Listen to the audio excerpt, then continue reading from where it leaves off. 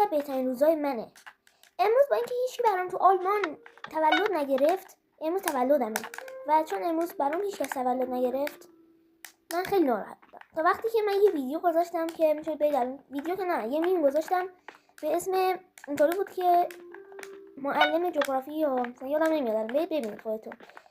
با اینکه 2 یا 1 یادم نمیاد گرفت، من خیلی خوشحال شدم. بعدش اومدم دیدم بابا این امروز 30 تایی شدیم.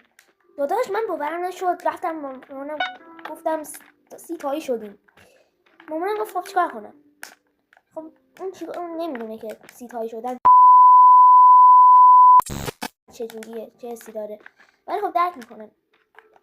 اگه میخواد لایو و اینو زیاد بذارم باید اول محدودیت‌های یوتیوب رو چیز کنم، یعنی 50 تایی رو بشیم. حداقل 50 تایی که بشیم میتونیم لایو بذاریم، استریم بذاریم، روزی حداقل 2 تا هم جمع کنیم. همین ویدیو اگه مثلا 2 تا ساب بخوره، فردا هم 2 تا ساب دیگه بخوره، میشه که یه دونه چیز کنیم، یه دونه یادم نمیاد چی می‌خواستم بگم. حالا بذاریم میتونیم یه دونه لایو خوب بذاریم. برای همین من میگم ساب کنید الان اگه ساب نکردید، و اگه دوست دارید که کامنتتون رو، یعنی مثلا سوال داشتید در مورد ماینکرافت چجوری اینطوری اسکینمون رو عوض کنیم، تو چیزام هست، هر کی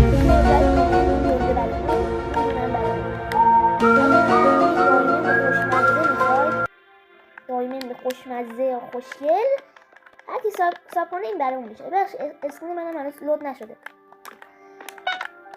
ببینید من میخوام یه لپتاپ بگیرم.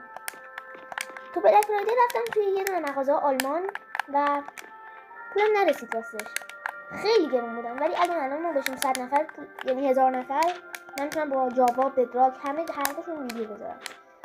ببین چه ایزی من اینجا رفتم. اگر این ویدیو 10 تا ساب بخوره و 10 تا لایک و 10 تا کامنت، خودم میام هر کسی که خواست آیدیشو، یعنی آیدی ماینکرافتشو بذاره برام تو چیز، بهش شماره‌ش هم بذاره برام پایین، من باهاش میام ماینکرافت آنلاین میگیرم و همین دیگه، آنلاین میام و باش ویدیو میذارم و چیز کنم.